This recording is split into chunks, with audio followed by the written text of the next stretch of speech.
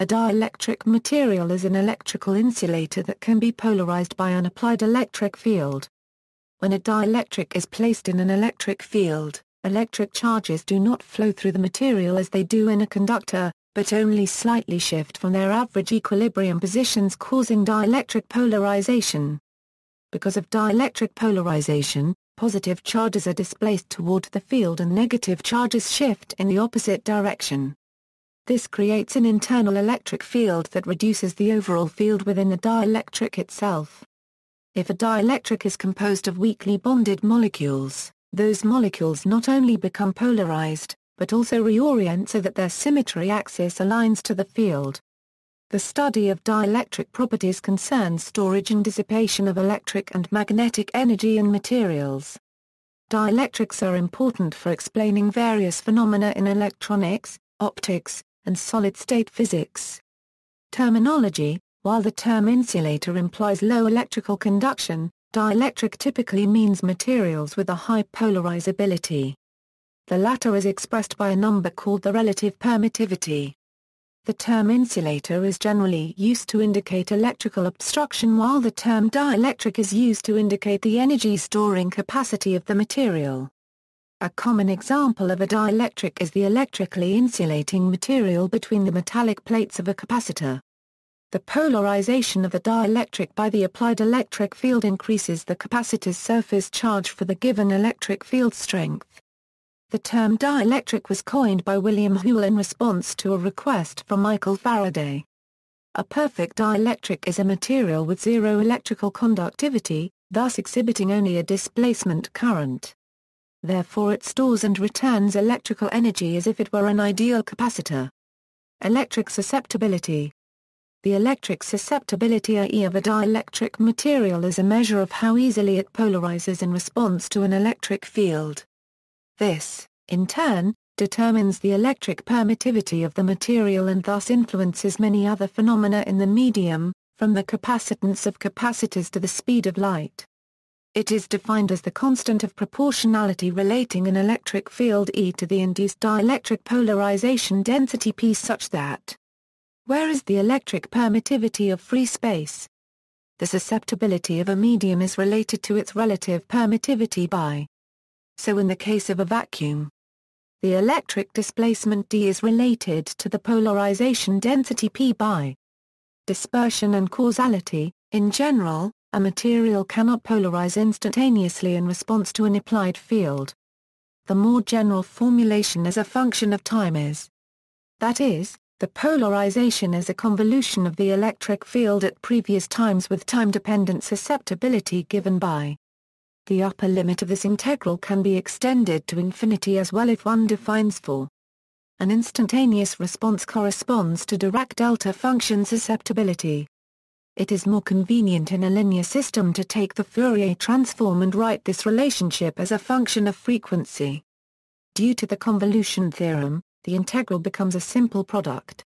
Note the simple frequency dependence of the susceptibility, or equivalently the permittivity. The shape of the susceptibility with respect to frequency characterizes the dispersion properties of the material. Moreover, the fact that the polarization can only depend on the electric field at previous times, a consequence of causality, imposes Kramerser-Eurochronic constraints on the real and imaginary parts of the susceptibility. Dielectric polarization, basic atomic model. In the classical approach to the dielectric model, a material is made up of atoms. Each atom consists of a cloud of negative charge bound to and surrounding a positive point charge at its center. In the presence of an electric field, the charge cloud is distorted, as shown in the top right of the figure. This can be reduced to a simple dipole using the superposition principle. A dipole is characterized by its dipole moment, a vector quantity shown in the figure as the blue arrow labeled m. It is the relationship between the electric field and the dipole moment that gives rise to the behavior of the dielectric. When the electric field is removed, the atom returns to its original state. The time required to do so is the so-called relaxation time. An exponential decay. This is the essence of the model in physics. The behavior of the dielectric now depends on the situation. The more complicated the situation, the richer the model must be to accurately describe the behavior. Important questions are, is the electric field constant or does it vary with time? At what rate? Does the response depend on the direction of the applied field? Is the response the same everywhere? Do any boundaries or interfaces have to be taken into account? Is the response linear with respect to the field, or are there nonlinearities? The relationship between the electric field E and the dipole moment m gives rise to the behavior of the dielectric, which, for a given material, can be characterized by the function f defined by the equation. When both the type of electric field and the type of material have been defined, one then chooses the simplest function f that correctly predicts the phenomena of interest. Examples of phenomena that can be so modeled include refractive index, group velocity dispersion, birefringence, self-focusing, harmonic generation, dipolar polarization. Dipolar polarization is a polarization that is either inherent to polar molecules, or can be induced in any molecule in which the asymmetric distortion of the nuclei is possible. Orientation polarization results from a permanent dipole, for example, that arising from the 104.45 degree angle between the asymmetric bonds between oxygen and hydrogen atoms in the water molecule, which retains polarization in the absence of an external electric field. The assembly of these dipoles forms a macroscopic polarization. When an external electric field is applied, the distance between charges within each permanent dipole, which is related to chemical bonding, remains constant in orientation polarization. However, the direction of polarization itself rotates. This rotation occurs on a timescale that depends on the torque and surrounding local viscosity of the molecules. Because the rotation is not instantaneous, dipolar polarizations lose the response to electric fields at the highest frequencies. A molecule rotates about 1 radian per picosecond in a fluid, thus this loss occurs at about 10-11 Hz. The delay of the response to the change of the electric field causes friction and heat. When an external electric field is applied at infrared frequencies or less, the molecules are bent and stretched by the field and the molecular dipole moment changes. The molecular vibration frequency is roughly the inverse of the time it takes for the molecules to bend, and this distortion polarization disappears above the infrared. Ionic polarization. Ionic polarization is polarization caused by relative displacements between positive and negative ions in ionic crystals. If a crystal or molecule consists of atoms of more than one kind, the distribution of charges around an atom in the crystal or molecule leans to positive or negative.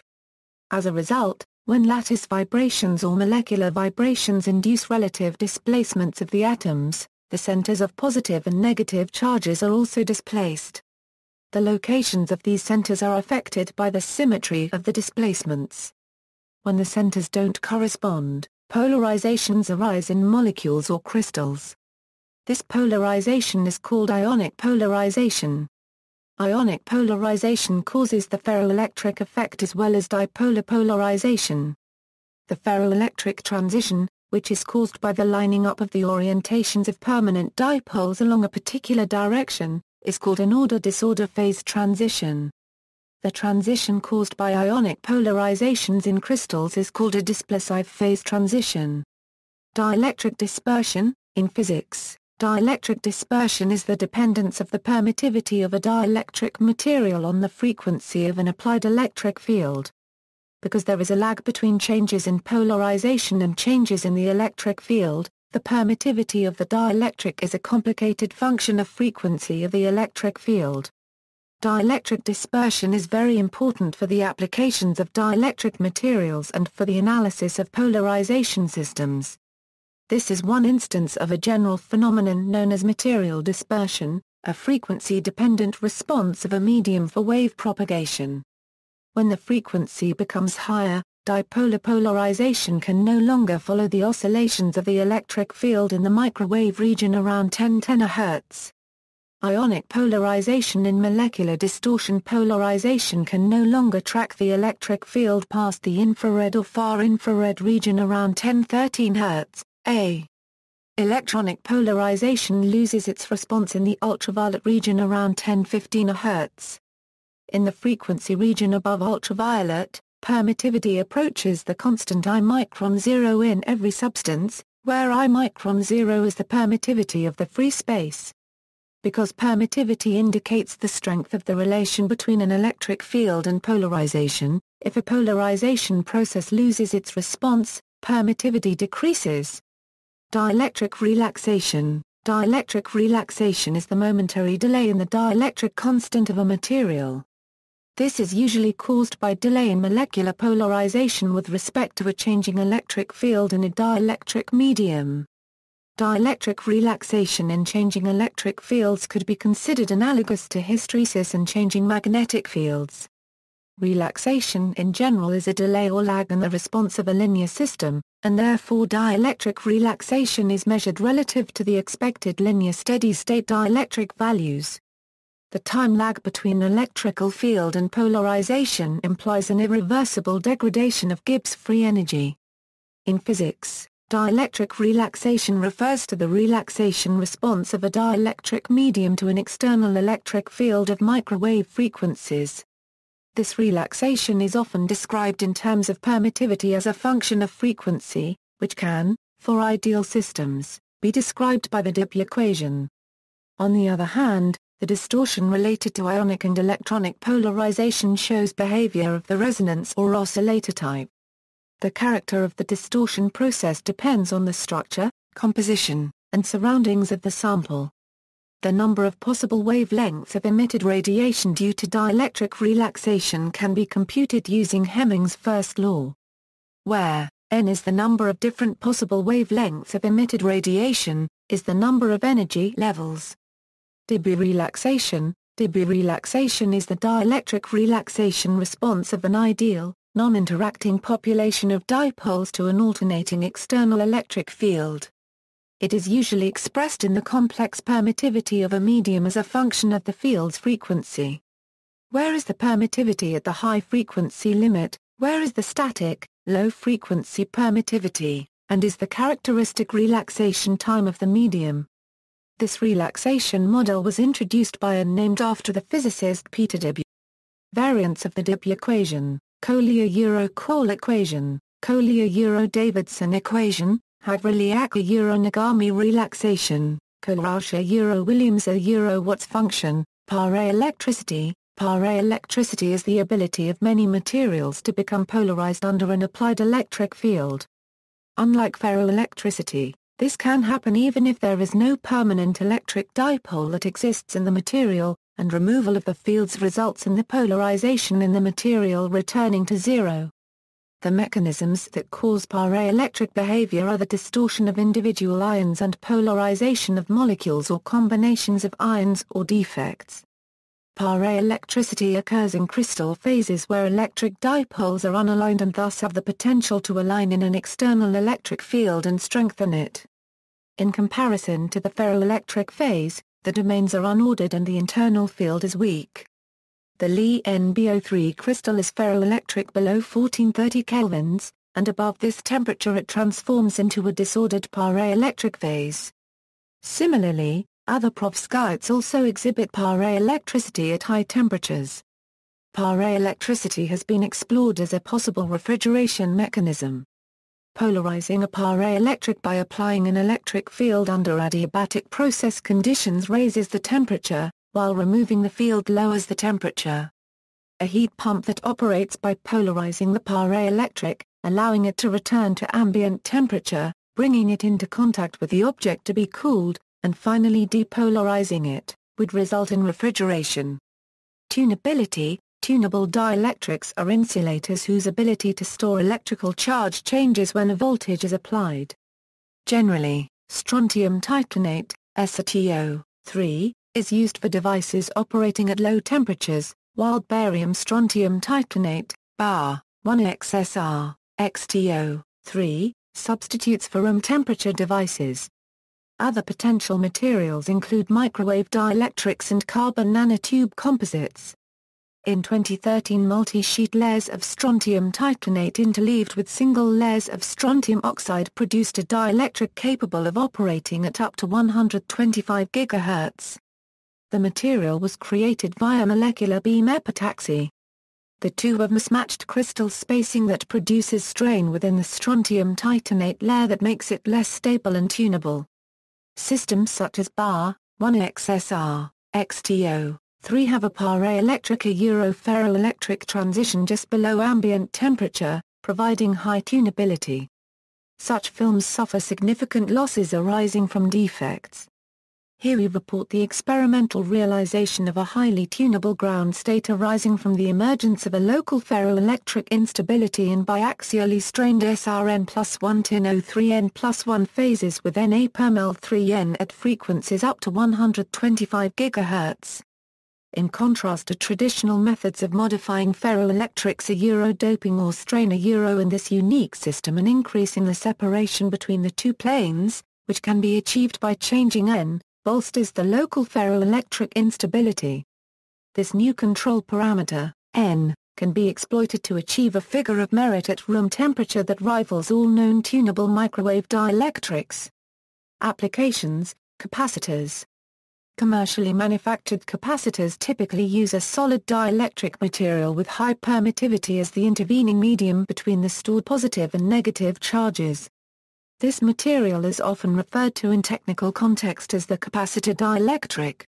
The most obvious advantage to using such a dielectric material is that it prevents the conducting plates, on which the charges are stored, from coming into direct electrical contact.